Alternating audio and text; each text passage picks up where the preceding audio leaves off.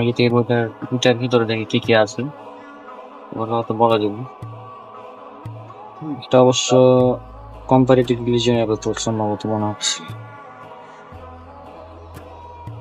এখানে ইসলাম কেন সত্য মানে প্রমাণ করা হয়েছে।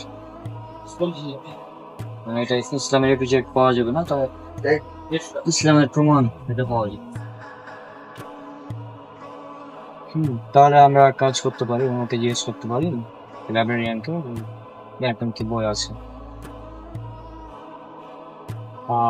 তোকে কি করছে ওদের বই পড়ছে, এখন কি বই পড়ছে পোশাক ও পর্দাত।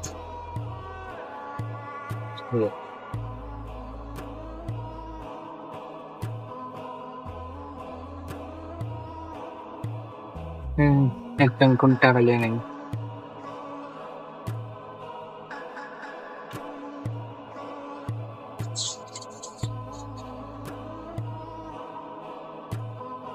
হ্যাঁ, তো তো সেফ জায়গা নিয়ে আপনার ছিল তাই না?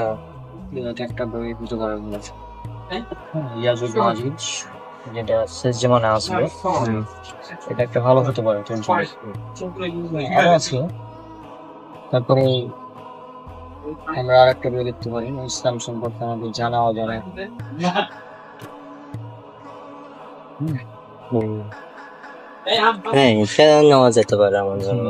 যে কি করলে ইমান ভঙ্গ হয়, তো ইমান ভঙ্গ হলে করণীয় কি, কারণ কি, এগুলো আছে, মানে অনেক কিছুই আছে এখানে। তাহলে এটা নেবো বলছিস? হ্যাঁ, এটা নেওয়া যায়। তোকে তোকে কি করছে? তখন থেকে দেখছি। কি করছিস?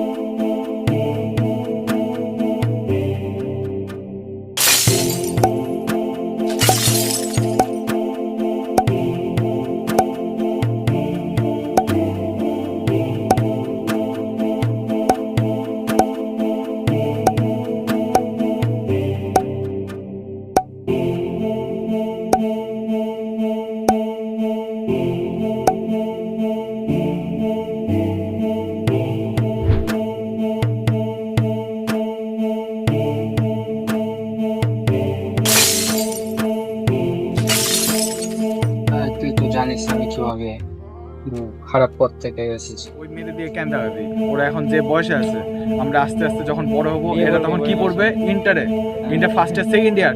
লাইট চালু করা উচিত জন্য ছিল। পারফেক্ট না। ফিউচার প্ল্যানিং আমাদের বয়সের দিকে টার্গেট নিব, কিছু হবে না। ওরা বুড়াদের সাথে বিয়ে করবে, আমরা আমরা দেখবো দেখবো আমাদের আমাদের সমবয়সের সঙ্গে বিয়ে করবি, তোকে থার্ড লেভেল নিয়ে বাড়াবে। ওইটাই দেখবি ছোট ছোট গুলার সাথে, যাতে ওরা আস্তে আস্তে তুই বড় হবে। ছোটটাকে শিখাবি, নিজে শিখাবি জিনিস, বুঝছিস? আর তোর বড়টাকে বিয়ে করবি, তোকে শিখাবে জিনিস। ইয়েস, আর তোর চেয়ে বড় তুই নিজে ম্যাচুর বানাবি ওকে। হ্যাঁ ওইটাই। এই ভিডিওটা আমাকে গুগল ড্রাইভে দিয়ে দিস। দিবি না, শুধু আমাকে দিবি, ওকে ম্যাচিউর করবি। জিনিস শিখাবি তুই, যেগুলো ভয়েস রেকর্ড ভালো হয় তো? ফোন দেখাবি, ফোন দেখাবি, কি আরেকবার বলুন কি? ফোন দেখাবি। হোয়াটসঅ্যাপ বাইরে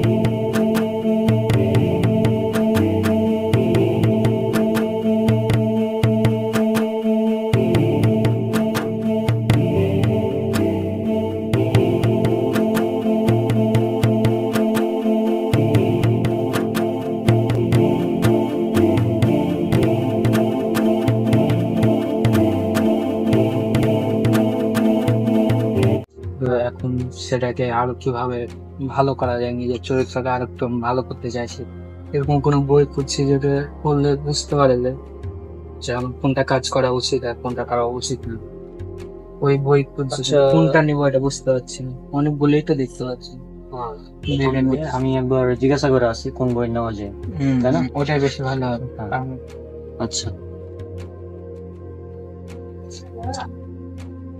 আমার বন্ধু, হ্যাঁ, মানে উনি হচ্ছে আগে খারাপ ছিল খুব, এখন ভালো পথে আসতে চাইছে। তো মোটামুটি হচ্ছে এটাকে আরো উন্নত করতে চাচ্ছে, তো এই জন্য আমাদের কোন বই পড়া উচিত? শুক্রিয়া, জাযাকাল্লাহ খায়ের। আল্লাহ সুবহানাহু ওয়া তাআলা আমাদের ভাইটিকে দিনের পথে কবুল করুন, আল্লাহ আমিন। আমরা একটা ছোট্ট ঘটনা 1 মিনিটের ভিতরে শেয়ার করবো, আশা করছি ইনশাআল্লাহ। একটা বই একজন ইঞ্জিনিয়ারের রুমে ছিল। তো সে বইটা 2019-এ করোনার সময়তে সে বাসায় চলে যায় 3 মাসের ছুটিতে। তো ছুটিতে যাওয়ার পরে এক পর্যায়ে দেখা গেল 3 মাস পর অথবা 4 মাস পর যখন সে বাসাতে আসলো, আসার পরে এক পর্যায়ে তার বন্ধুকে দেখলো একই রুমমেট, সুন্দরভাবে সে দাড়ি রেখেছে মাশাআল্লাহ, মাথায় টুপি, পাঞ্জাবি, খুব সুন্দরভাবে দিনের পথে এসেছে, দিনকে এক কথায় পূর্ণভাবে মানার চেষ্টা করছে, পরিপূর্ণভাবে। তো এক পর্যায়ে দেখা গেল যে তাকে জিজ্ঞেস করা হলো যে কোথায়, কোন উৎস থেকে তুমি এই কাজটা গ্রহণ করলে, তোমাকে কোথা থেকে এই দিনের পথে আসা সহজ করলে? তখন সে বলল যে তোমার টেবিলে রাখা যে বইটা ছিল সে বইটা হচ্ছে এটা, বেলা ফুরাবার আগে। তো আমরা চাই আমাদের শ্রদ্ধেয় ভাই এই বইটা আরও পড়বে। এভাবে আমরা আমাদের দর্শক শ্রোতাদেরকে বলবো যে বা যারা এই ভিডিওটা দেখছে, এই বইটা অনেক ভালো মানের একটা বই, অনেক ভালো মানের একটা বই। দিনের পথে আসার জন্য শত শত এরকম রিভিউ আছে আমাদের ইখলাস লাইব্রেরিতে। এই বইটা আমরা তাদেরকে পড়ার জন্য রিকোয়েস্ট করবো, দিনের পথে আসার জন্য অন্তত। এরপরে আরও অসংখ্য বই আছে, একাধিক বই আছে, তাওহীদ বিষয়ে আছে, তারপরে শিরক বিদাতের বিষয়ে আছে, এগুলো তো জানা জরুরি আছে। তবে আত্ম উন্নয়নমূলক মোটিভেশনাল বই হিসেবে অনেক সুন্দর ভালো মানের বই দিনের পথে আসার জন্য এই বইটা। তাহলে আমি এই বইটা তাকে মানে গিফট করবো, এটা ভালো হবে। শুকরিয়া, জাযাকাল্লাহ খায়ের, ইনশাআল্লাহ। অভিক, আমি একটা বই খুঁজে বের করি, খুব ভালো হবে। এবং আমাদের লাইব্রেরির পক্ষ থেকেও দেখা যাচ্ছে বইটা আমরা বলা যেতে পারে আমাদের ভাইটিকে হাদিয়ার স্বরূপ হিসেবে আমরা শেয়ার করলাম ইনশাআল্লাহ, জাযাকাল্লাহ খায়ের। আমরা চাই দিনের পথে আমাদের ভাইরা আসুক, দিনমুখী হোক, লাইব্রেরি সম্বন্ধে তারা আরও উপকৃত হোক, লাইব্রেরি থেকে বই নিয়ে আলহামদুলিল্লাহ, এটাই আমরা কামনা করি। জাযাকাল্লাহ খায়ের। আচ্ছা ভাই, শুকরিয়া, জাযাকাল্লাহ খায়ের। আল্লাহ তোমাদের সবাইকে ভালো রাখুক, সাথে সাথে আমাদেরকে ঈমান আমলের সাথে রাখুক। আস্তাগফিরুল্লাহ দীনাকুম ওয়া আমানাতাকুম খাওয়াতিন আলাইকুম।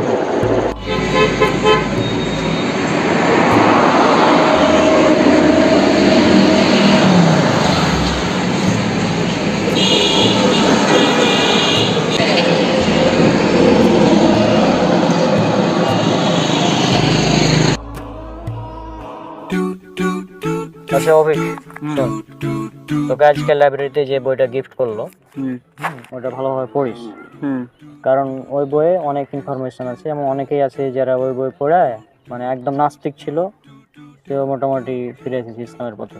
হ্যাঁ, একবারে নাস্তিক বললেও না, মানে যারা ধরে নামাজ টামাজ পড়ে না। হ্যাঁ, যদি গত বছর তোকে আমি নামাজের কথা বলেছিলাম, মনে আছে কি? সৃষ্টি। আচ্ছা, তোর সাথে একটা বিষয় কথা ছিল, তুই কি নামাজটা নিয়মিত পড়ছিস নাকি? না রে বন্ধু, তো পড়া হচ্ছে না, কেউ মাঝে মধ্যে মনে চাইছে না যেতে। এখন এটা তোমার দায়িত্ব, তুই যেহেতু আমার বন্ধু, বেস্ট ফ্রেন্ড, তাই না?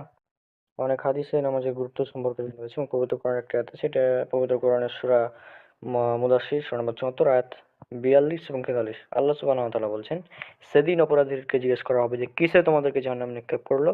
অপরাধীরা বলবে, আমরা সালাত আদায়কারীদের অন্তর্ভুক্ত ছিলাম না, অর্থাৎ আমরা নামাজ পড়তাম না। তাহলে আমরা কি পেলাম? যে জাহান্নামে যাওয়ার প্রধান কারণ হচ্ছে নামাজ না পড়া। তো যাই হোক, ওটা বইটা পড়লে অনেকটাই ভালো হবে। আর আগে আমরা যা ছিলাম, এখন আলহামদুলিল্লাহ অনেকটাই আমরা চেঞ্জ হয়েছি আগের চাইতে, তাই না? হ্যাঁ, আগের কথাগুলো মানে মনে করলে কেমন লাগে? অভিক তো 1 নম্বরের নাস্তিক ছিল। হ্যাঁ, আসলে ওটা তো মানে লজ্জার কথাগুলো মানে ওটা মানে ও নিজেকে অনেক জ্ঞানী মনে করতো, তাই না? এখন ওগুলো ভাবলে লজ্জা লাগে। হুম।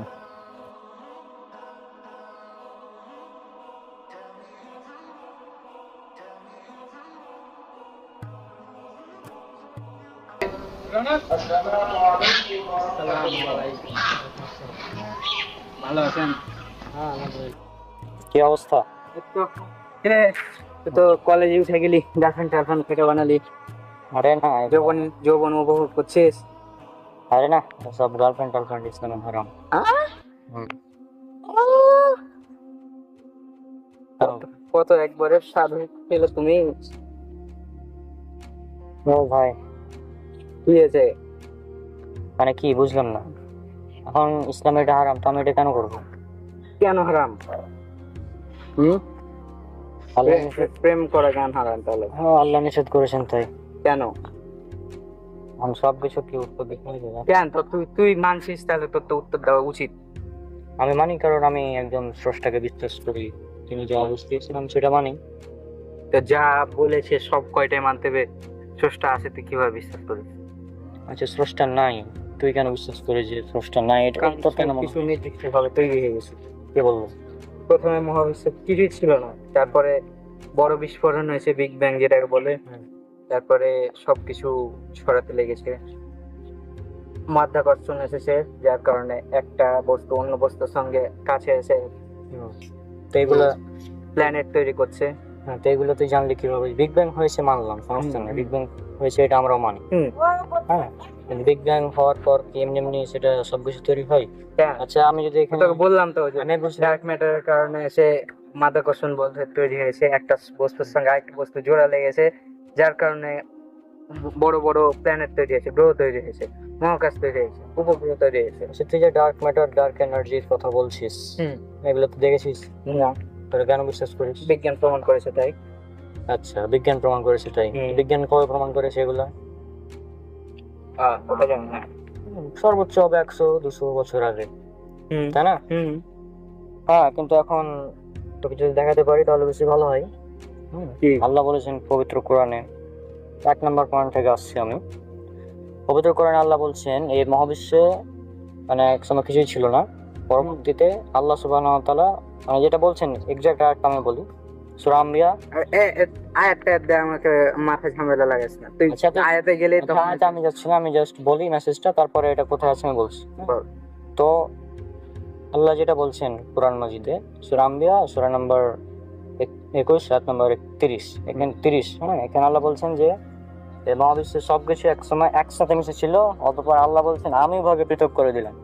বিগ ব্যাং কি বলছে? সবকিছু একসাথে ছিল, পরবর্তীতে একটা বিস্ফোরণের মাধ্যমে পৃথক হয়ে গেল। বিজ্ঞান বলছে একা একে মানে এটা হয়ে গেছে, কিভাবে হয়েছে কে করেছে জানি না উত্তর, কিন্তু আল্লাহ বলছেন যে আমি ভাগে পৃথক করলাম। তাহলে কোনটা বেশি সঠিক? আচ্ছা মানলাম একটা আয়াত না হলে মিলেই গেল, একটা মিললো দুটো মিললো মানলাম, ঠিক আছে, কিন্তু তুই এভাবে অন্ধভাবে একদম বিশ্বাস করলি, তা কি মানা যায়? এটা অন্ধবিশ্বাস কিভাবে বলছিস তুই? আমি প্রথমে দেখলাম যে বিজ্ঞান বলছে এটা বিগ ব্যাং এর মাধ্যমে হয়েছে, কারণ আমি কোরআন খুলে দেখছি যে এটা তো কোরআনেই আছে আগে থেকে। তো এটা অন্ধবিশ্বাস কিভাবে হয়? যে সময় কোনো মহাকাশে স্পেসশিপ পাঠানোর মতো অবস্থা ছিল না, কোনো সায়েন্টিস্ট ছিল না অত ভালো ভালো, হ্যাঁ কেউ আবিষ্কার করতে পারেনি। একটা দুইটা কথাতে কি পুরো কোরআনকে আমি ফলো করতে লাগবো? তোর কি মনে হয় কোরআনে মাত্র একটা দুটো সায়েন্টিফিক মিরাকেল আছে? কয়টা আছে? আমার তো রিসার্চ অনুযায়ী কয়েক হাজার হবে। হ্যাঁ এখন আমি যদি বলতে শুরু করি একটার পর একটা, যেমন তোকে উদাহরণ দিই, হ্যাঁ আমি তোকে একটা উদাহরণ দিচ্ছি, হ্যাঁ বল, তোকে পেন রিসেপ্টর বুঝিস? পেন রিসেপ্টর না, কি বুঝবি কিভাবে? সায়েন্সের স্টুডেন্ট হলে ঠিকই বুঝতি। আবে এটা কি ছিল তোকে লাগছে? হ্যাঁ, এটা লাগার কারণ কি? নিউরন আছে শরীরে, পেন রিসেপ্টর। পেন রিসেপ্টর আগে মানুষ মনে করতো যে মানুষের মস্তিষ্ক ব্যথা অনুভব করে, কিন্তু এখন আমরা জানি, বিজ্ঞান প্রমাণ করেছে যে মানুষের ত্বকের ভিতরে একটা মানে অঙ্গাণু আছে যেটাকে বলা হয় পেন রিসেপ্টর। তো সায়েন্স প্রমাণ করেছে খুব সুন্দরভাবে। আর যখন দেখবি অনেক রোগী আছে হাসপাতালে পুড়ে যায়, অনেকে পোড়া থাকে না, আগুনে পুড়ে গেছে, তো আগুনে পুড়লে পেন রিসেপ্টর নষ্ট হয়ে যায়, আগুনে পুড়লে পেন রিসেপ্টর নষ্ট হয়ে যায়। তারপর হচ্ছে যে ডাক্তার তাকে খোঁচা দিতে থাকে যে কাজ করছে কিনা, যদি রোগী নড়াচড়া করে তাহলে ডাক্তার খুশি হয়, কেন? কারণ পেন রিসেপ্টর ঠিক আছে। আচ্ছা মনে করতো যদি পেন রিসেপ্টর না থাকতো শরীরে, তাহলে কি হতো? হাত যদি কেউ কেটে ফেলে দিত তার কোনো ব্যথা বুঝতে পারত না, পরে হাত নাই, এমন হতো। তা এখন আমি যদি তোকে বলি এই পেন রিসেপ্টর সম্পর্কে কোরআনে বলা আছে, তুই মানবি? পেন রিসেপ্টর সম্পর্কে আল্লাহ বলছেন বলা আছে সূরা নিসা সূরা নম্বর 4 আয়াত নম্বর 56, এখানে আল্লাহ বলছেন যে মূল বিষয়টা কি? মূল বিষয়টা হচ্ছে পেন রিসেপ্টর আগুনে নষ্ট হয়ে যায়, এটা হচ্ছে মেন পয়েন্ট। আর আল্লাহ বলছেন যে আমি জাহান্নামীদেরকে আগুনে শাস্তি দেব, হ্যাঁ, যখন তাদের চামড়াগুলো ফুলে মানে পুড়ে নষ্ট হয়ে যাবে, পুড়ে যাবে, তারপর আমি তাদেরকে আবার নতুন চামড়া দিয়ে দেবো যাতে তারা ব্যথা অনুভব করতে পারে। এই যে এখানে কোরআনে বলা হচ্ছে চামড়ার ভিতরে এমন কিছু একটা থাকে যে কারণে মানুষ ব্যথা অনুভব করে। হ্যাঁ, তার মানে কি ইঙ্গিত দেওয়া হচ্ছে? পেন রিসেপ্টরে ব্যথা অনুভব করার বস্তু। ব্যথাগ্রাহী বলা হয় এটাকে বাংলায়, পেন রিসেপ্টর ইংলিশ নাম এটার। এক কথায় এটা হচ্ছে পেন রিসেপ্টর, এটার কাজ এটা। হ্যাঁ, আর তুই কি জানিস যে মানুষের ফিঙ্গারপ্রিন্ট, এখন তো ফিঙ্গারপ্রিন্ট টেকনোলজি আছে, তাই না? প্রত্যেকের ফিঙ্গারপ্রিন্ট আলাদা, এটা জানিস? অবশ্যই এটা জানিস এটা কয়দিন আগে আবিষ্কার হলো? সাধারণ ব্যাপার এটা। সাধারণ ব্যাপার না তো, এটা তো কয়দিন আগে আবিষ্কার হলো, 100 বছর আগে, 200 বছর আগে। তার আগে তো কেউ জানতো না এটা ইউনিক। হয়তো কিন্তু আল্লাহ বলছেন পবিত্র কোরআনে, কোরআনে ফিঙ্গারপ্রিন্টের কথা আছে। হ্যাঁ, এটা আছে সূরা কিয়ামা সূরা নাম্বার 75 আয়াত 3 এবং 4 সম্ভবত। আল্লাহ বলছেন যে তারা কি মনে করে আমি তাদেরকে মানে পুনরুজ্জীবিত করতে পারবো না? মানে যারা কবরকে অস্বীকার করে, মানে তোর মতো মানুষগুলো যারা কবর জান্নাত জাহান্নাম অস্বীকার করে, তাদের উদ্দেশ্য করে বলছেন যে তারা কি মনে করে আমি তাদেরকে আবার পুনরুজ্জীবিত করতে পারবো না? আল্লাহ বলছেন বরং আমি তাদের আঙ্গুলের অগ্রভাগ পর্যন্ত পুনরুজ্জীবিত মানে পুনর্গঠন, যেটাকে বলা হয় মানে রিক্রিয়েশন করতে পারবে। মানে আঙ্গুলের অগ্রভাগ যেখানে আমাদের ফিঙ্গারপ্রিন্টটা থাকে, মানে আল্লাহ বলছেন আমি তোমাদের ইউনিক ফিঙ্গারপ্রিন্ট যেটা আছে ওটা সহ তোমাদেরকে আমি রিক্রিয়েট করতে পারবো। হ্যাঁ, এটা হচ্ছে আল্লাহ তার ক্ষমতা বোঝানোর জন্য একটা উদাহরণ দিয়েছেন মাত্র। তাহলে তুই কি বলি? পেন রিসেপ্টর বলি, হ্যাঁ, ফিঙ্গারপ্রিন্ট টেকনোলজি বলি, তারপর তুই বলছিস ডার্ক ম্যাটার ডার্ক এনার্জি। তো ডার্ক ম্যাটার ডার্ক এনার্জির কারণে কি হয়? আমার মহাবিশ্ব স্থির থাকে, স্থির থাকে, মহাবিশ্ব সম্প্রসারিত হচ্ছে, সম্প্রসারিত হয়, তাই না? একটা গ্রহ সৃষ্টি হয়। আর বিজ্ঞানী এডুইন হাবল টেলিস্কোপ আবিষ্কার করার পর এটা তিনি আবিষ্কার করেছিলেন যে এটা হচ্ছে তিনি আবিষ্কার করেছিলেন হাবল টেলিস্কোপ যখন আবিষ্কার করেন তারপরে যে মহাবিশ্বের একটা গ্যালাক্সি অন্য গ্যালাক্সি বা একটা গ্রহ আর একটা গ্রহ থেকে দূরে সরে যাচ্ছে। এটা থেকে তিনি প্রমাণ করেন যে মহাবিশ্ব সম্প্রসারিত হচ্ছে, অর্থাৎ আমরা যেটা সম্প্রসারণশীল মহাবিশ্ব বলি। হ্যাঁ, এখন আমি যদি বলি এটাও কোরআনে আছে, তুই মানবি? এটাও কোরআনে আছে, হ্যাঁ, এত মানা যায়। এটা তো কিছুদিন আগে আবিষ্কার হলো, হ্যাঁ, সেই এটা- সময় আবিষ্কার হবে। এটা 1929 সালে আবিষ্কার হয়েছে, এডুইন হাবেল আবিষ্কার করেছেন। এটা কোরআনে স্পষ্ট ভাবে আছে, সূরা জারিয়াত নাম্বার 51 আয়াত নাম্বার 47। আল্লাহ সুবহানাহু ওয়া তাআলা বলছেন আর আমি আমার ক্ষমতা বলে মহাবিশ্ব সৃষ্টি করেছি এবং আমি মহাসম্প্রসারণকারী। এখানে কোনো প্যাঁচ লাগানোর প্রয়োজন আছে? সম্প্রসারণ আল্লাহ নিজে করছেন, তিনি বলছেন। এখন কি তোর কি মনে হয় এগুলো সব কোইন্সিডেন্স, কাকতালি ভাবে মিলে গেছে? এটা মনে হয় তো? এগুলো বড়, নিঃসন্দেহে বড়। আরো আছে তাহলে। হ্যাঁ, আরো অনেক। আমি যদি বলতে শুরু করি তাহলে তো শেষ করা যাবে না আজকে, অনেক আছে।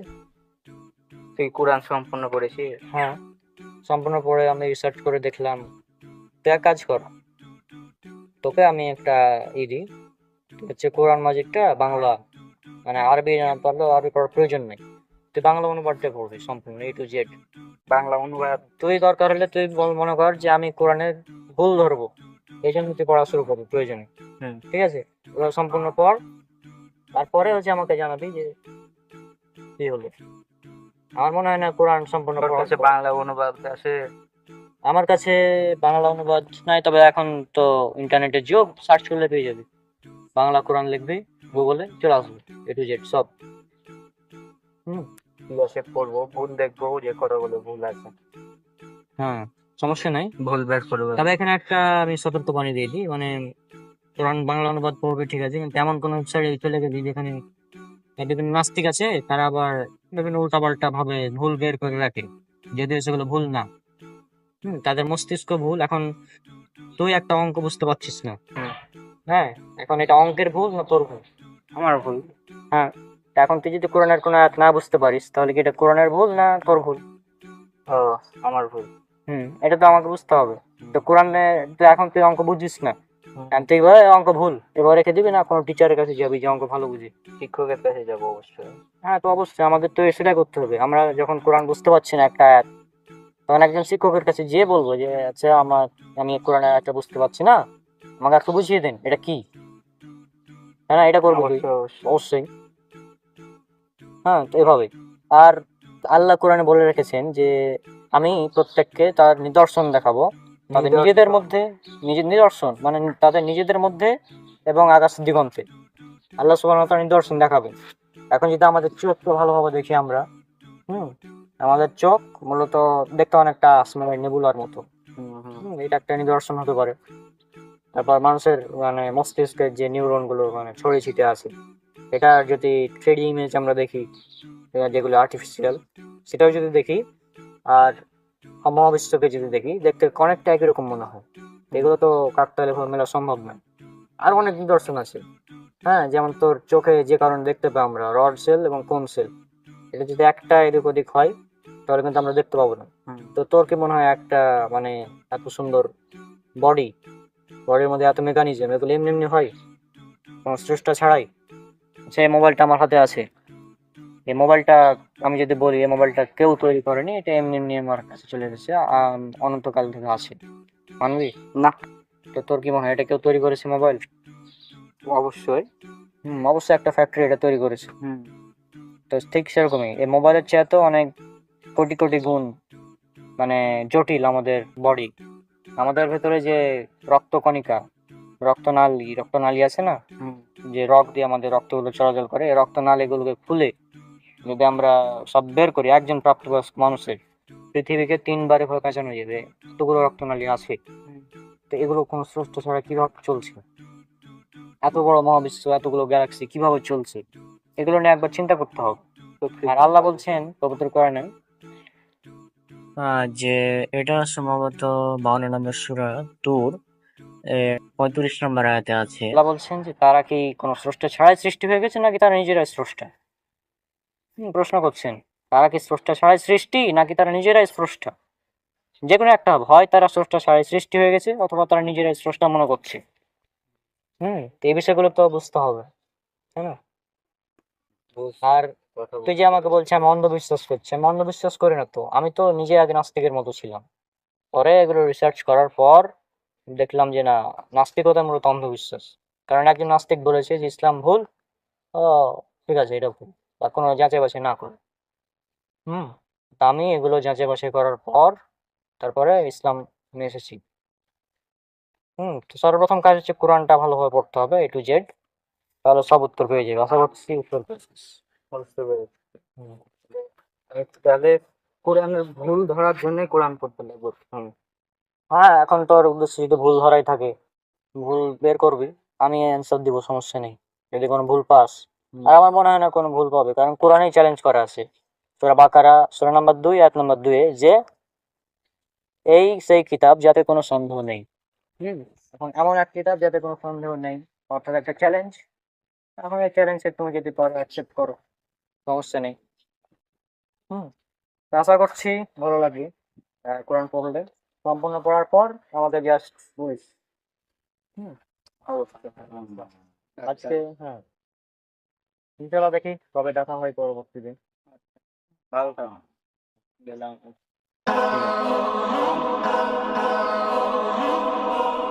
মনে আছে ওই তুইও তো ওরকমই ছিলি, আমার আগে ছিলি তুই ওরকম। আমি না হলে পরে হয়েছি। আমি তো চলাফেরাও তো ছিল একটু রকম ধর্মীয় দিক থেকে। না, আমিও তো বলেছি তো, আমি তো আগে নাস্তিকই ছিলাম। তবে পুরোপুরি না, মোটামুটি আমার মনে হতো যে আসলে কি ইসলাম সঠিক না ভুল, এগুলো আমার মনে হতো আর কি তখন সে সময়। তো যাই হোক, আমি তো মোটামুটি আমাকে নাস্তিকতা থেকে ইসলামের প্রতি মুসাব্বিরুল খুব সুন্দরভাবে দাওয়াত দিয়েছিল।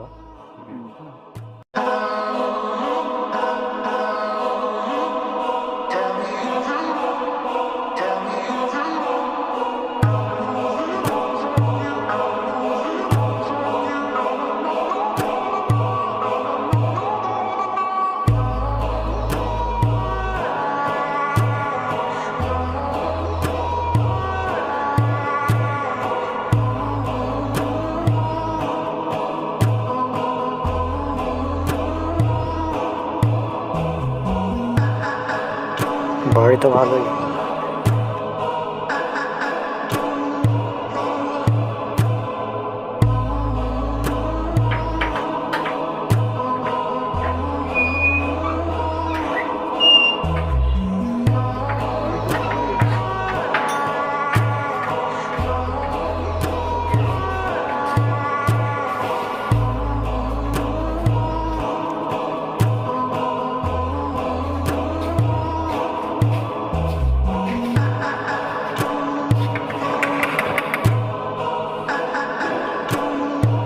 কে?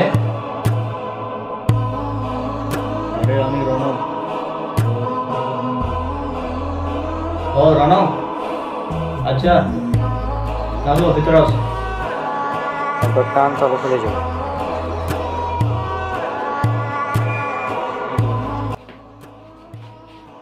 আরে কি খবর বন্ধু, হঠাৎ এখানে?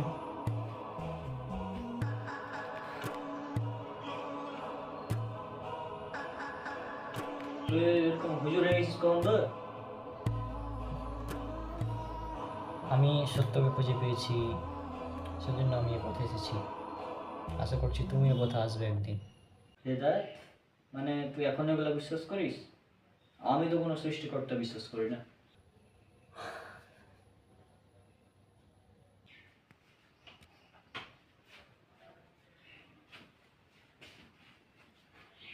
হ্যাঁ, আসলে আল্লাহ আমাকে হৃদয় দিয়েছেন, তো ওই জন্য আর কি এখন এভাবেই চলাফেরা করি। আরে না, এগুলো সব অন্ধবিশ্বাস। এখন তো সায়েন্স প্রমাণ করে দিয়েছে যে বিগ ব্যাং এর মাধ্যমে ইউনিভার্স তৈরি হয়েছে। তুই ঠিকই বলেছিস বিষয়টা।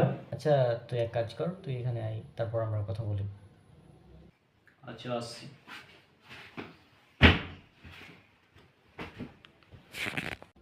আচ্ছা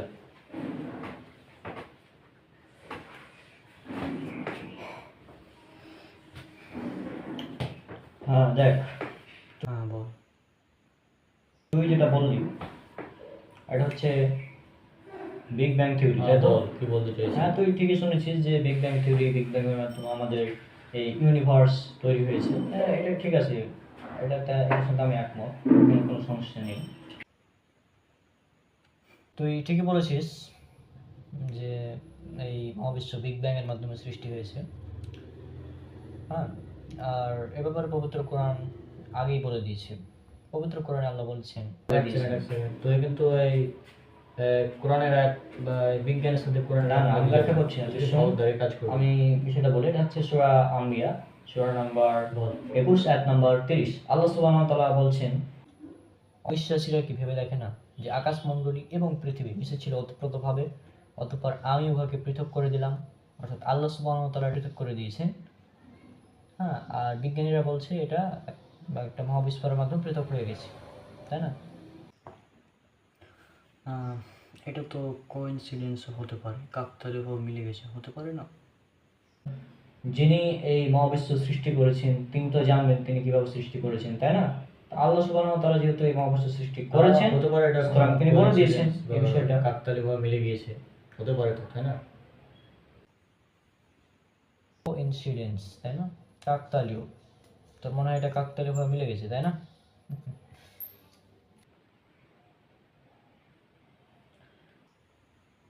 তোর মনে হচ্ছে এটা কাকতালীয়ভাবে মিলে গেছে না? আরও আছে, পবিত্র কোরআনে বলা হয়েছে সম্প্রসারিত মহাবিশ্ব সম্পর্কে, যে মহাবিশ্ব একসময় এভাবে ছিল, তো বিন্দু ছিল, তারপর ধীরে ধীরে সম্প্রসারিত হতে শুরু করে। এটা বিজ্ঞানী এডুইন হাবল চাচ্চু আমাদের, তিনি আবিষ্কার করেছিলেন এই এটা তার হাবল টেলিস্কোপের মাধ্যমে তিনি দেখলেন যে গ্যালাক্সিগুলো একে অপর থেকে দূরে সরে যাচ্ছে। এটা থেকে তিনি প্রমাণ করলেন যে মহাবিশ্ব কি হচ্ছে, সম্প্রসারিত হচ্ছে। আর এই সম্প্রসারণশীল মহাবিশ্ব সম্পর্কে আল্লাহ পবিত্র কোরআনে বলেছেন, উল্লেখ করে সূরা জারিয়াত, সূরা নাম্বার 51 আয়াত নাম্বার 47। আল্লাহ সুবহানাহু ওয়া তাআলা বলছেন, আমি আমার ক্ষমতা বলে মহাবিশ্ব সৃষ্টি করেছি এবং আমি এর সম্প্রসারণকারী। তাহলে কি এটাও কাকতালীয়ভাবে মিলে গেছে? এটাও কোইন্সিডেন্স বলবি তুই? মানে এক্সপ্যান্ডিং ইউনিভার্স, মহাবিশ্ব সম্প্রসারিত হচ্ছে, এই সম্পর্কে বলা আছে? হ্যাঁ, শুধু এটুকুই না, আরেকটা বিষয় আছে, এটা হচ্ছে তোর মানে বিজ্ঞানীরা যেটা বলছে, সায়েন্স, যে এই মহাবিশ্ব সৃষ্টির পর মহাবিশ্ব একটা নেবুলা বা ধোঁয়া সদৃশ ইত্যাদি এই অবস্থায় ছিল, গ্যাসীয় পদার্থ হিসেবে ছিল। আর মানে অর্থাৎ তারা বলছে যে তারা এটা একটা গ্যাসীয় পদার্থ বা ধোঁয়ার মতো অবস্থায় ছিল, বিজ্ঞানীরা যেটা বলছে আর কি।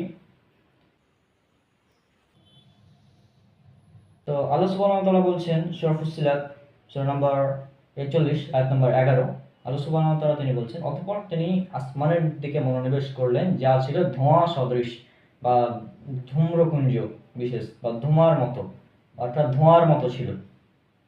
তাহলে চিন্তা কর বিষয়টা কতটা সায়েন্টিফিক ভাবে উল্লেখ করা হয়েছে।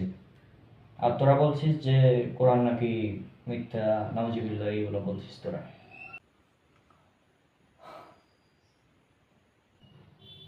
শুধু এটুকুই না, আরও অনেক অসংখ্য বিষয় আছে এই পবিত্র কোরআনে আধুনিক বিজ্ঞান সম্পর্কে, অনেকগুলো আছে। আল্লাহ বলছেন আল্লাহ বলছেন পবিত্র কোরআনে সূরা নিসা সূরা নাম্বার 4:56 যে জাহান্নামে যখন কাফিরদেরকে যখন শাস্তি দেওয়া হবে তখন তাদের চামড়াগুলো পুড়ে যাবে, তখন পুনরায় তাদের চামড়া পরিবর্তন করে দেওয়া হবে, যাতে তারা ব্যথা অনুভব করে। তাহলে এখানে কি বুঝতে পারছি আমরা, যে ব্যথা অনুভব করার জন্য দায়ী হচ্ছে কে, মস্তিষ্ক নাকি চামড়া? আর চামড়ার ভিতরে আমরা জানি পেন রিসেপ্টর আছে। তাহলে এটা খুব সুন্দরভাবে স্পষ্টভাবে বোঝা যাচ্ছে যে এটা হচ্ছে পেন রিসেপ্টর। হ্যাঁ,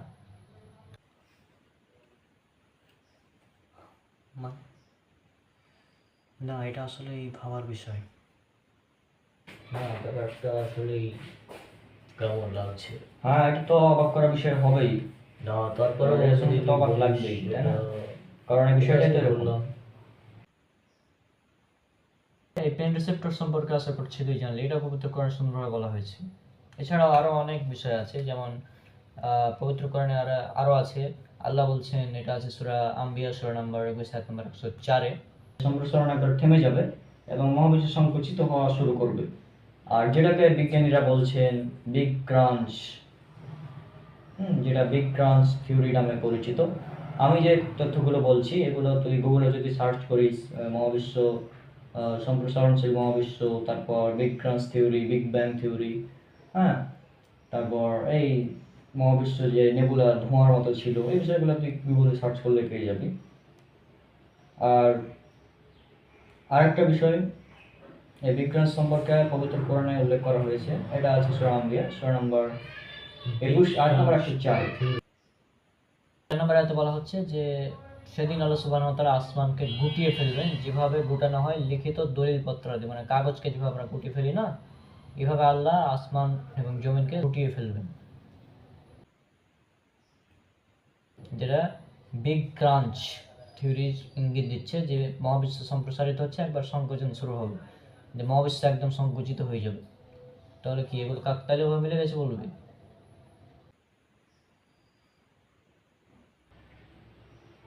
হ্যাঁ, এটা বিগ ক্রাঞ্চ সম্পর্কেই বলছি। আচ্ছা ঠিক আছে, সমস্যা নেই, আমি বাড়ি গিয়ে বিষয়টা ভেবে দেখবো। তুই এক কাজ কর, আমার হচ্ছে ভিডিও অনেকগুলা কোরআনের মডার্ন সায়েন্সের উপর, এগুলো দেখতে পারিস। পাশাপাশি আমাদের ডক্টর জাকির নায়েক স্যারের ভিডিও আছে, তার ভিডিওগুলো দেখতে পারিস। তাহলে কি হবে, যে এই ভিডিওগুলো যদি দেখিস তাহলে তোর ভিতরে যে সংশয় আছে, যে সৃষ্টিকর্তা আছে নাকি নাই, এটা আশা করছি দূর হয়ে যাবে। আমি যেটা বলছি এটা কর, তারপর একদিন তুই আমার সাথে দেখা কর, হ্যাঁ, তারপরে আমি তোকে বলবো বিষয়গুলো। আশা করছি আর দেখা করার কোনো তেমন প্রয়োজন নাই, তুই যদি ভিডিওগুলো দেখিস তাহলে তোর এই বিষয়গুলো ক্লিয়ার হয়ে যাবে। ঠিক আছে, আমি তোর সবগুলো ভিডিও দেখবো, দেখার পর দেখি কী করা যায়। যদি এটা সত্যি হয় তাহলে আমি অবশ্যই ইসলামের পথে ফিরে আসবো, আর যদি মিথ্যা হয় তাহলে তোর খবর আসবে। ঠিক আছে, আমি আজকে গেলাম।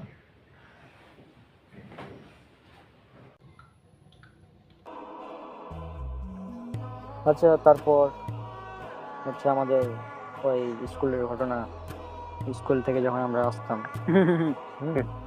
পরে ওই যে আমরা তো ওখানে অনেকেই মানে কি বলবো ওই বাস গাছের ওখানে আমরা আড্ডা দিতাম, তাই না? কি কি কথা বলতাম, হ্যাঁ, এগুলো ভালো ছিল। দিনগুলোর কথা আসলে আসলে আচ্ছা, আমাকে একটা জিনিস এবার বলতো যে এটা হচ্ছে অনেকটা ভয়াবহ ব্যাপার যে কিছুদিন আগে হুম। আমি আর রাবিত গেলাম নবাবগঞ্জ। হুম। তারপর ওখানে এক আননোন নাম্বার, হঠাৎ এক আননোন নাম্বার থেকে কল হয়েছিল। সে বলছে যে তোমাদেরকে জিহাদে যেতে হবে। জিহাদ? হ্যাঁ, এখন আবার কিছু জিহাদ, তাই না? ও বলছে তোমাদেরকে জিহাদে যেতে হবে। এখন এই জিহাদ আমার তো মনে হয় না এগুলো জিহাদ, আমার মনে হচ্ছে এগুলো খুব জঙ্গিবাদের দিকে তারা ডাকছে, আহ্বান করছে। এমন অনেকে আছে যারা আমাদেরকে জঙ্গিবাদের দিকে ডাকছে। হ্যাঁ, তো এই ব্যাপারে যখন মাইনুলের সাথে কথা বললাম মনে হচ্ছে তোর, তো মানে আমার ব্যাপারটা ভাবতে অবাক লাগছে যে কে ও, হ্যাঁ, যাকে দেখা যায় না, এ পর্যন্ত তাকে তার সাক্ষাৎ হয়নি। কি আমি জিহাদ মানে বুঝি না ভালোভাবে। জিহাদ মানে বুঝিস না? না, আচ্ছা, বেশি জিহাদিরা আছে যারা মুসলমান না ওদেরকে মারে, তো ওটা আসল ঘটনা কি আর এখন ওইসব করা কেন খারাপ তো বুঝি না। আচ্ছা, জিহাদ তাহলে আমি শুরু থেকে বলি। জিহাদ হচ্ছে একটা আরবি শব্দ যার অর্থ হচ্ছে চেষ্টা করা। এখন আমি যদি বলি যে আমি পরীক্ষায় পাস করার জন্য চেষ্টা করছি, তো এটা এবং পরীক্ষাতে পাস করার জন্য আমি জিহাদ করছি, ঠিক আছে? জিহাদ মানে যে ধরো গলা কাটা ফেলা দাও এরকম না। হ্যাঁ, কিন্তু মানে বিশ্ব মিডিয়া ইসলামকে এভাবে প্রচার করে। বিভিন্ন ইন্ডিয়ান সিনেমা আছে যেগুলোতে জিহাদকে এভাবে তুলে ধরে তারা যে এটা হচ্ছে টেররিস্ট, মানে টেরোরিজম পুরোটাই। এখন বর্তমান সময়ে তাহলে জিহাদ কেন খারাপ, জিহাদি কেন খারাপ? না, জিহাদ খারাপ তো না, আমি তো জিহাদকে খারাপ বলি। জিহাদ অবশ্যই প্রয়োজন, যখন প্রয়োজন হবে তখন আমরা অবশ্যই জিহাদে যাব। কিন্তু আর জিহাদের অনেকগুলো শর্ত আছে, যেমন নামাজের জন্য শর্ত আছে না, নামাজের জন্য শর্ত আমাদের পবিত্র থাকতে হবে। হ্যাঁ, এটা একটা শর্ত, ওযু করতে হবে। তাছাড়া আরো অনেকগুলো শর্ত আছে, তারপরে আমাদের নামাজ পড়তে হবে। আর কোনো শর্ত ছাড়াই যদি কেউ নামাজ পড়তে শুরু করে, এখন কেউ যদি সূর্যাস্তের সময় নামাজ পড়তে শুরু করে, হ্যাঁ, যে সময় নামাজ পড়া নিষিদ্ধ, তাহলে কি এটা হবে? মানে প্রত্যেকটার একটা নির্দিষ্ট টাইম আছে, তাই না? ইফতার করার, সেহারি করার একটা টাইম আছে নির্দিষ্ট। আমি তো আগে ইফতার করতে পারবো না, সূর্যাস্তের আগে তো আমি ইফতার করতে পারছি না। তো সেরকমই জিহাদেরও এরকম একটাই আছে যে এই সময় আমাদের জিহাদ ফরজ। এটা কখন বুঝবো? এটা আমাদের দায়িত্ব না, সাধারণ মুসলিমদের না। এটা যারা মুসলিম বিশ্বের যারা নেতা রয়েছে বা ইমাম, তারা এগুলো করবে যে হ্যাঁ, বিশ্বের অবস্থা এখন খারাপ, এখন আমাদের জিহাদে যেতে হবে।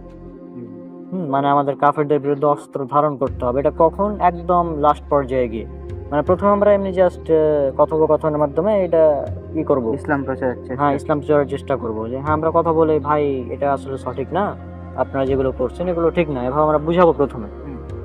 সব না বুঝতে যখন মুসলিমদেরকে হত্যা করা শুরু করবে ওরা, তখন আমরা জাস্ট রিভেঞ্জ হিসাবে এগুলো জিহাদে যাব। হ্যাঁ, কিন্তু দাওয়াত নাই, কিচ্ছু নাই, হুটহাট ডাইরেক্ট জিহাদ। মানে আমি একটা কাফের, একটা অমুসলিম আছে, ওকে আমি প্রথমে কি করবো? বুঝাবো যে ইসলাম এই কারণে সঠিক। এটা না করে আর গলায় ছুরির ধারে বলবো তুই ইসলাম গ্রহণ কর। এটা কিন্তু জিহাদ না। আচ্ছা, তাহলে বুঝলি এটা হচ্ছে জিহাদ। হ্যাঁ, বুঝেছি।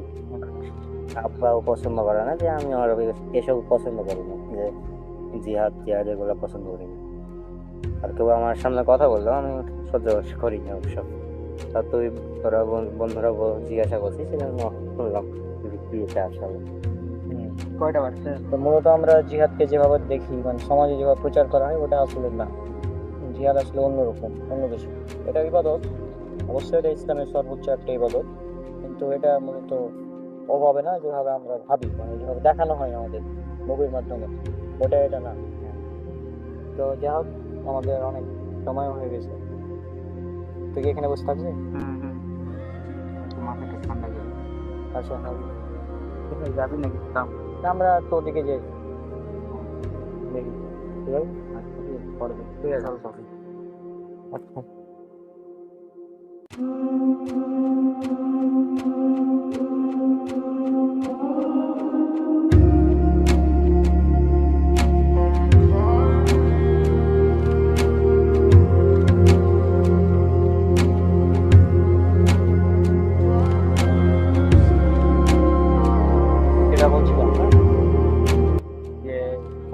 অনেকে বলে জিহাদ সম্পর্কে ভুল ধারণা আমাদের প্রচার করে।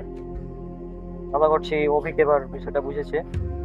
আর অভিককে যে বইটা দিল লাইব্রেরিয়ান, ওই বইটা খুবই ভালো। হ্যাঁ, ওই বইটা তুই একবার পড়িস। আবার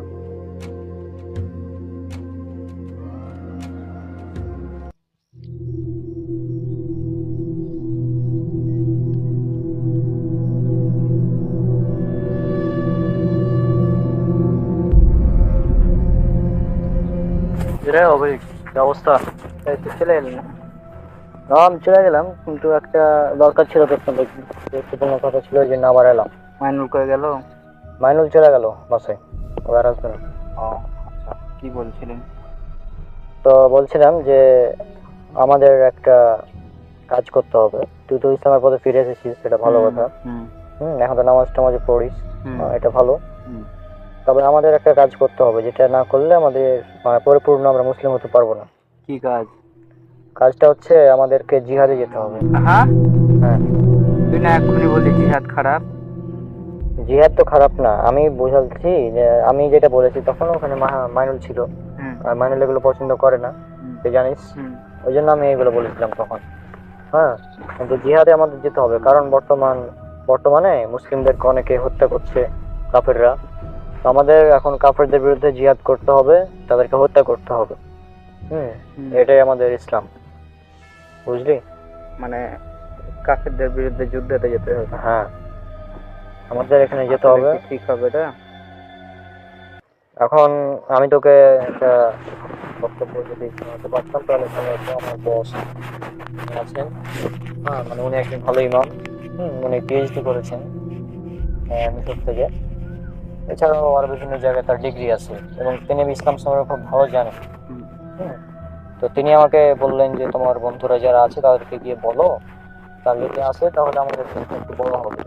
আমাদের অলরেডি টিম গঠন হয়ে গিয়েছে। তুই যদি যেতে চাস তাহলে আমি তোকে নিয়ে যাবো। এখনই? হ্যাঁ, আজকে আমরা রওনা দিব, আজকে রাতে। চল দেখা করা যায়। হ্যাঁ,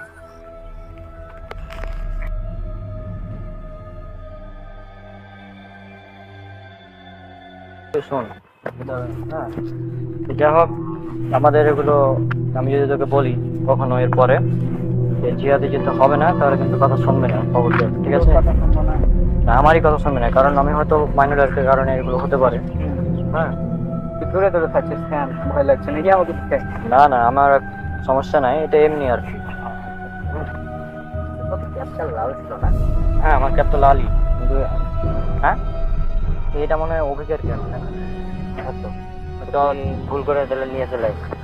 ভুল কি হলো? আচ্ছা,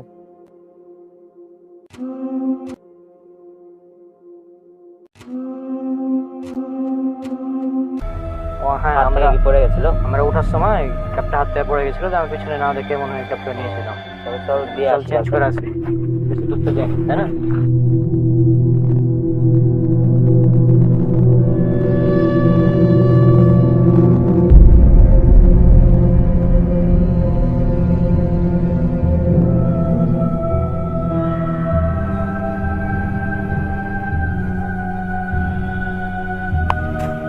অভিক, যে আমি হচ্ছে আমার ক্যাব ভুলে গেছিলাম, তোর ক্যাব নিয়ে এসেছি ভুলে গেছি, দেখ। হ্যাঁ, তোর ক্যাব না? হ্যাঁ, তোর ক্যাব না? আমারই ক্যাব। আমার ক্যাব হচ্ছে ওখানে রেখে চলে এসেছিলাম করে। তুই একটু আগে আমার সঙ্গে ছিলি না?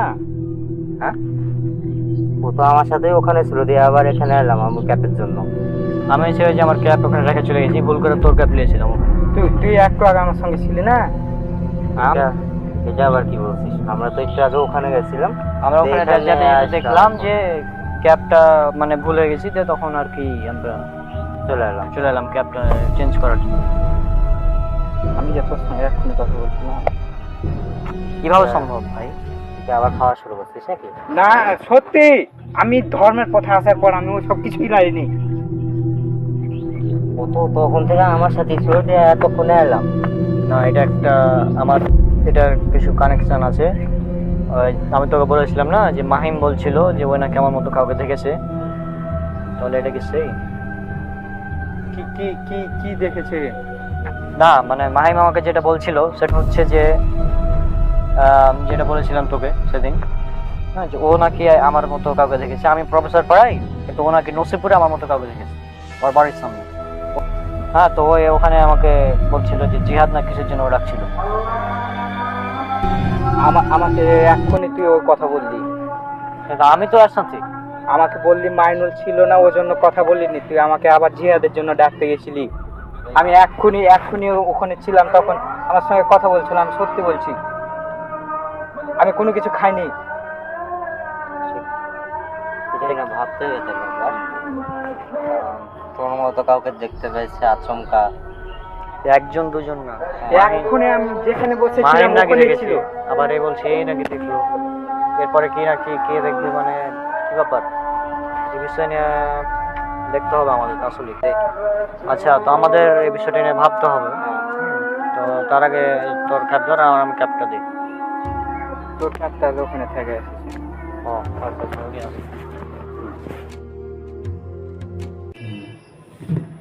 আচ্ছা ভাইয়া, আজকে নাকি অভিক ভাই আমার ভাই এসেছিল, তো ওদের সাথে কি কথা বললে নাকি? হ্যাঁ, আজকে যেটা হলো আমি শুরু থেকে বলে দেবো তোমাকে। ঠিক আছে। হ্যাঁ, আমরা হচ্ছে সর্বপ্রথম আমি উঠে চলে গেলাম নবাবগঞ্জ। হ্যাঁ, মানে আমি নবাবগঞ্জে চলে এলাম, মানে আমি তো ছিলাম নসিপুরে। হ্যাঁ, তো আমরা নবাবগঞ্জে চলে এলাম। আসার পর তখন মাইনুল আর অভিক আসলো। তারপর আমরা গেলাম ইখলাস লাইব্রেরিতে। ইখলাস লাইব্রেরি থেকে আমরা সরাসরি চলে গেলাম আবার নসিপুর। ওখানে দুপুরে খাওয়া দাওয়া করার পর তখন আমরা বিকালে গল্প করছিলাম। এমনি সাধারণ গল্প যেগুলো আছে এগুলো আমরা পড়ছিলাম। তো তারপর যেটা হলো, অভিক আছে না, ও বলছে যে ওনাকে আমার মতো কাউকে দেখেছে। আমি ও নাকি বলছে জিহাদে অংশ নিতে হবে। অভিক ভাইও? হ্যাঁ, মাহিন দেখেছিল, মাহিন ভাইও কিছুদিন আগে দেখেছিল। তো মাহিন বললো, এটা হয়তো মাহিন হয়তো ভুল দেখেছে আমার মনে হলো, কিন্তু তারপরে যে অভিজ্ঞ দেখলো, তারপর আমরা ভাবলাম যে এটা নিয়ে তো আমাদের কিছু করা উচিত। হ্যাঁ, তো এটা সিরিয়াস তো হেবি, মানে পর পর দুইজন দেখা, এটা তো কোনো কিছু না, কারণ দুজন তো আর ভুল দেখতে পারবে না।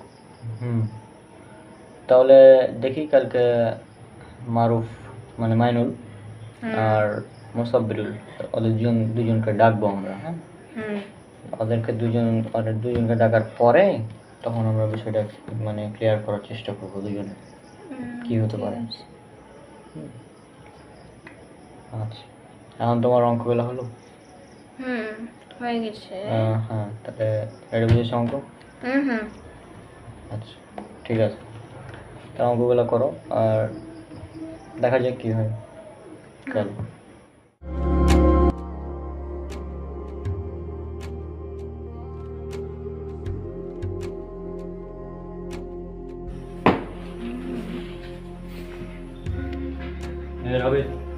রাবেদ, কি শোন, আমি হচ্ছে একটু বাইরে যাবো।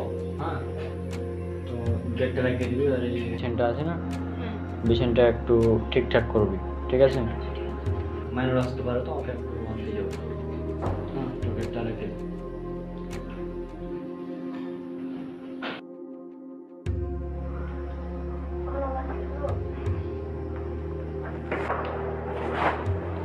আরে মানুষ, আসসালামু আলাইকুম। আছি, আলহামদুলিল্লাহ ভালো। আচ্ছা, এখানে রাখো। হ্যাঁ, নিচে রেখে দিন।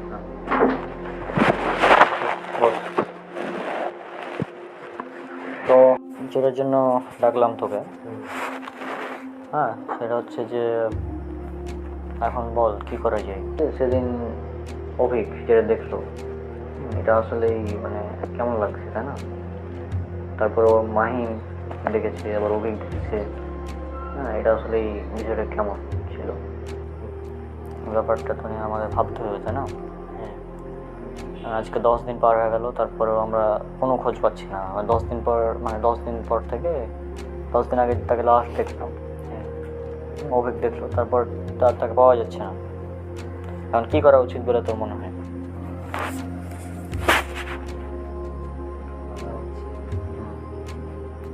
মানে আমরা কি পুরো মানে আর ম্যাপ নিয়ে বসবো, দেশের খুঁজবো, না কী করবো? ম্যাপ নিয়ে হয়ে যাবে। কোথায় কোথায় দেখা যাচ্ছে? ওকে সর্বপ্রথম মাহিম দেখেছে ওর বাড়ির বাড়িতে, তারপর অভিক দেখলো ওখানে সেদিন। হ্যাঁ, তারপরে আর কেউ দেখেছি বলে এ পর্যন্ত কোনো খবর পাই। হ্যাঁ হ্যাঁ, আর এখানে যদি দেখা যায় তাহলে একটা ব্যাপার একটা রাবিত কে আরো দেখো তো।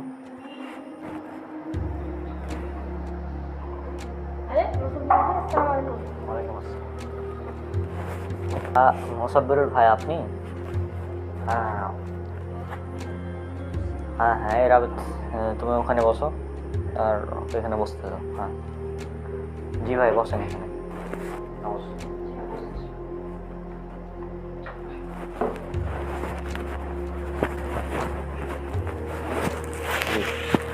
হ্যাঁ, চিনাকে তো চিনেন তাই না? মাইনুল তাই না?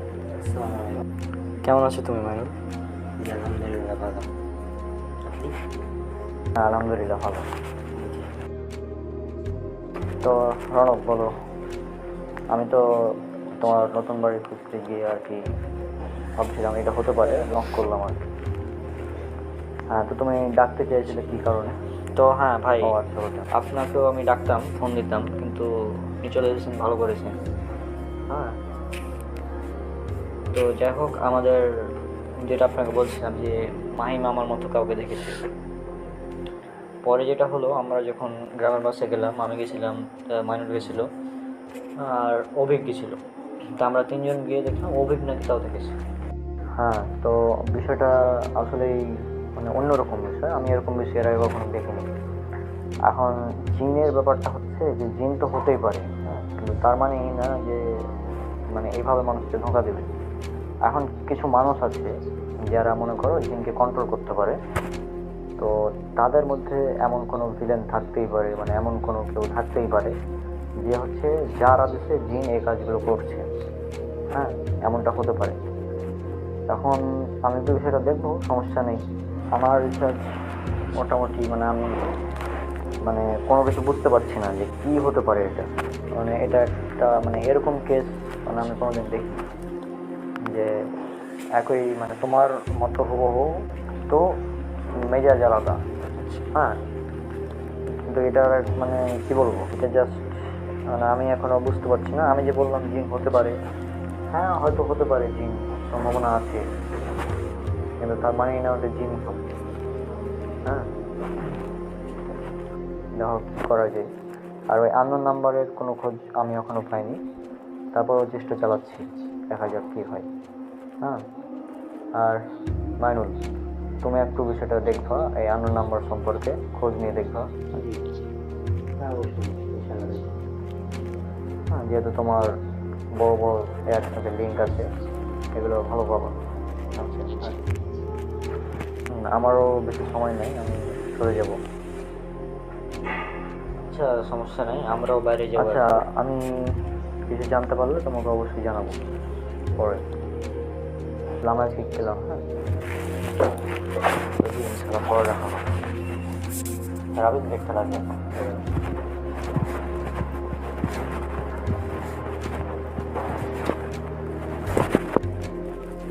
তো মোসাব্বিরুল ভাই তো গেল, আমাদেরও যাওয়া উচিত, বাইরে যেয়ে চল ঘুরে আসি এখন।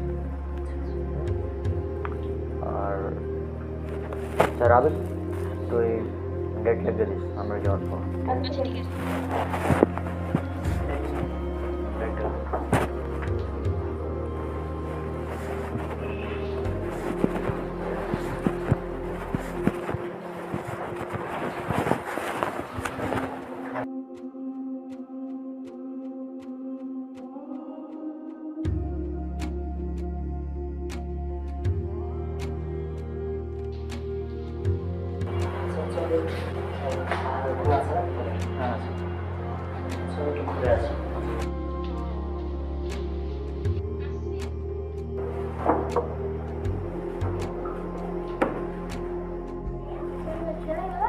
আমার এত টাকা দিতে হবে,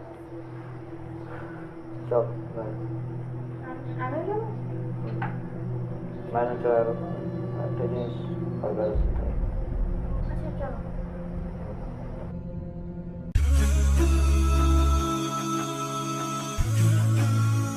কেমন লাগলো? আর এই কথা ছাড়। হ্যাঁ রেখে ও যাই হোক, আমি যেটা বলি সব সময় যে ইসলাম কখনোই জঙ্গিবাদ সমর্থন করে না, বুঝলি? ইসলাম একটা শান্তির ধর্ম, আমাদের শান্তি মেনটেন করে চলতে হবে। অমুসলিমদের সাথেও কিভাবে ব্যবহার করতে হবে এগুলো আমাদের শেখানো আছে। হ্যাঁ,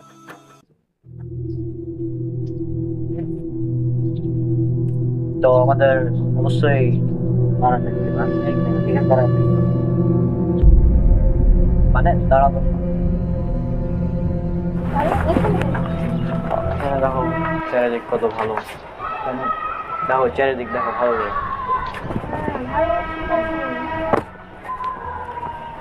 তো তুমি যেহেতু ছোট এখনো, তো এই বিষয়টা কিভাবে বলবো তোমাকে ভাবছি আমি। বিষয়টা হচ্ছে যে যদি ধরো মনে করো তোমার সামনে কেউ আমাকে হত্যা করলো, তো তুমি কি চুপচাপ বসে থাকবে? না। কি করবে? প্রতিশোধ নেবে যে হ্যাঁ ওকে মারবো বা কিছু করবো, তাই না? তো এখন দেখো যে পুরা পৃথিবীতে মুসলিমদেরকে অমুসলিমরা মারছে, তা এখানে আমাদের কি চুপ করে থাকা উচিত হলো মুসলিম হিসেবে? না, উচিত হবে না। তাইলে যেটা করতে হবে সেটা হচ্ছে আমি কিছু কথা বলবো এখন। মানুষ থামতে বললো কেন, সেটা তো ভাবতে হবে। এখন দেখি যে কি করা যায়। এবার ওখানে কেন ঢুকলো? মনোযোগ দিয়ে শোনো, ঠিক আছে? হ্যাঁ আমি শুনছি। হ্যাঁ আরে পাইনুল, এটা কি করছিস তুই আমার দিকে? আরে কি মানে, এটা তো রনক ভাইয়া, তুমি চিনতে পারছো না কি ভাইয়াকে? এটা যদি রনক হয় তাহলে ওটাকে না, আমি রনক না মানে ওদিকে তো ওকে।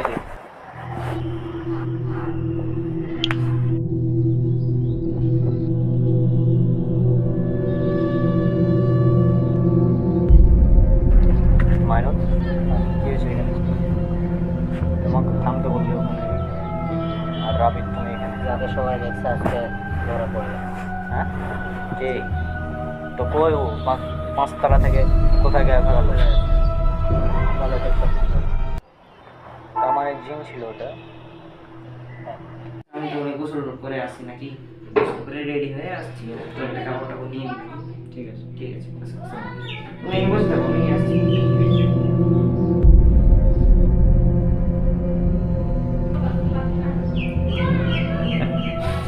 পাগল, এটাও বুঝি না যে আমি রনক না। খেলা তো এখন শুরু কেবল, এখন তো আসল খেলা বাকি আছে। তুই ধরলি না? হ্যাঁ ধরলাম, হ্যাঁ দিয়ে চলে গেল আবার। আচ্ছা, তাহলে জিনের কথাটা বোঝা গেল। জিনের কথাটা বোঝা গেল, তাহলে সব কিছুর পেছনে জিন ছিল। তাহলে আমার বিষয়টা মোটামুটি এখন অলমোস্ট ক্লিয়ার যে ওই আননোন নাম্বার ওই হয়তো এগুলো করেছে, তাই না? তাহলে আননোন নাম্বারটাকে, আননোন নাম্বারটা হয়তো কোনো জঙ্গি হবে বা যে কেউ হবে, কেউ তাকে যদি আমরা দেখতে পাচ্ছি না, হয়তো আন্ডার কভার, ওই জন্য তাকে দেখা যাচ্ছে না। তো শুরু করতে হবে এখন, নতুন অনুসন্ধান শুরু করতে হবে। তো সমস্যা নেই, যেহেতু জিন ধরা পড়েছে ও আর আমাদের সামনে আসবে না, কারণ এখন আমরা যেহেতু জেনে গিয়েছি বিষয়টা। এটাই ছিল বিভ্রান্তি। আমাদের ক্ষমা করবেন, আমি আমার ওয়াদা রক্ষা করতে পারিনি, তাই প্লিজ আমাদের ক্ষমা করে দিন। আমি আবারও চেষ্টা করতে চাই। আমার কাছে কোনো ক্ষমা নেই। আমি তোমাকে বলেছিলাম যেভাবে হোক ওদেরকে শেষ করতে হবে, কিন্তু সেটা পারোনি। তাই আজ তোমার সময় শেষ।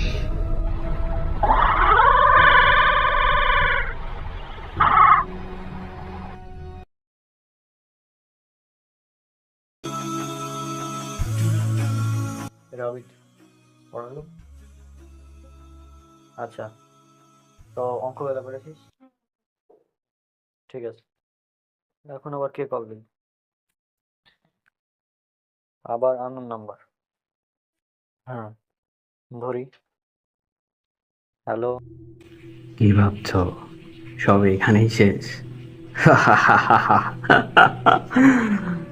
এ তো সবে শুরু। জিন আর অজানা কণ্ঠ তোমাদেরকে বিভ্রান্তির পথে রেখেছিল, কিন্তু তোমরা তো জানো না সেটা কার আদেশে। আমি সেই ব্যক্তি। আমি সেই অজানা কণ্ঠের সাথে কথা বলে তাকে তোমাদের বিরুদ্ধে বলার জন্য বলেছি, তোমাদেরকে জেহাদে রাখার জন্য আমি বলেছিলাম তাকে। আমি তাকে বুঝেছিলাম ইসলাম সঠিক ইসলাম সেটাই, যেটা মুসলিমদেরকে হত্যা করা হয়। আমি সেই যে জিনকে আদেশ দিয়েছিলাম তোমাদেরকে বিভ্রান্ত করার জন্য। আমি সেই।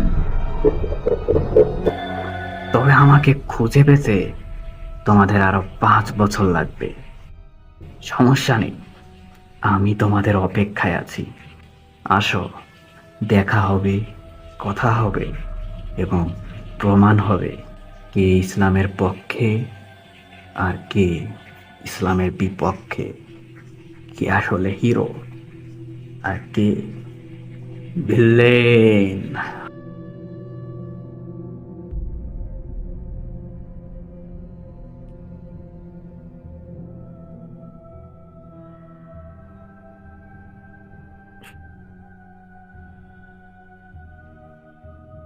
হ্যালো মাইনুল, এটা অনেক বড় বিষয়, আমাদেরকে আবার কথা বলতে হবে। তুই আয়, এক তখন বলবো আমি।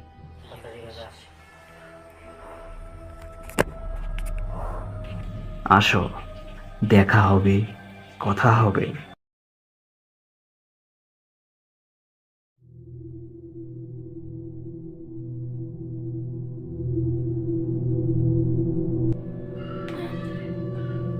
রাবিত, রৌনকের ছোট ভাই, তাই না?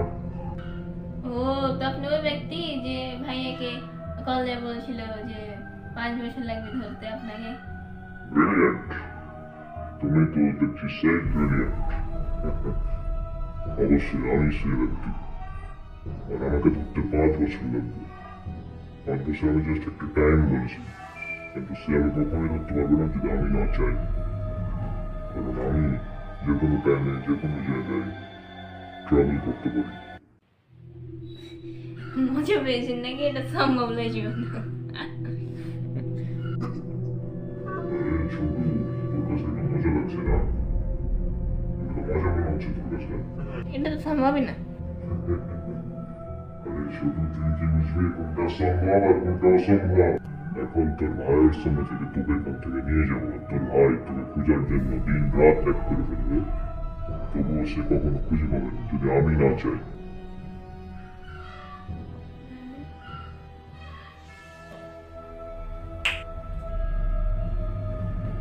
রাবিত,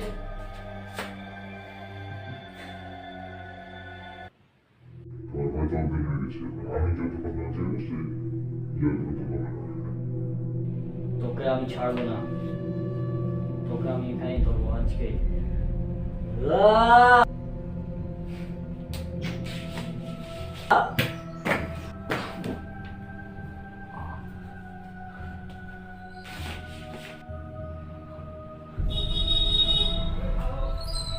রাবিত, রাবিত, রাবিত। এ তো সবে শুরু। জিন আর অজানা কণ্ঠ তোমাদেরকে বিভ্রান্তির পথে রেখেছিল, কিন্তু তোমরা তো জানো না সেটা কার আদেশে। আমি সেই ব্যক্তি। তোমাদের আরো 5 বছর লাগবে। সমস্যা নেই, আমি তোমাদের অপেক্ষায় আছি। আসো, দেখা হবে, কথা হবে এবং প্রমাণ হবে কে ইসলামের পক্ষে আর কে ইসলামের বিপক্ষে, কে আসলে হিরো আর কে ভিলেন।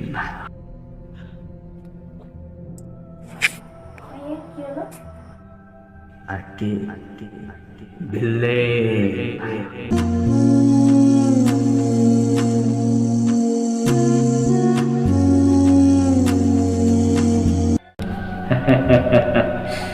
খেলা তো এখন শুরু কেবল, এখন তো আসল খেলা বাকি আছে।